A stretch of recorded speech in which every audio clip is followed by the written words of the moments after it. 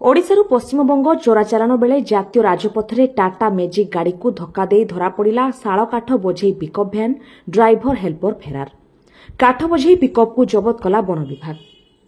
सूचना अनुसार गत गुरुवार संध्या समय बालेश्वर जिला जलेश्वर थाना 60 नंबर जातीय राजपथ उपर दोकानगुड़िकरे थंडा पानीय जगाउथिबा ओडी 01A J1465 टाटा मेजिक गाड़ी को गायत्री पेट्रोल पंप निकटरे ओडिशारू पश्चिमबंग आड़कू जाउथिबा OR11C3 938 पिकअप भ्यान पछपटू धक्का देथिला।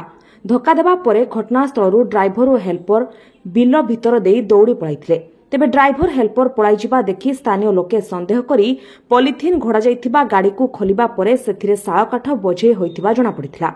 शालकाठ देखि लोके जलेश्वर वन विभाग को खबर देइथिले। खबर पाई जलेश्वर वन विभाग घटनास्थल रे पहुंची काठ बोझे पिकअप को जबत करी तदंत जारी रखिछि।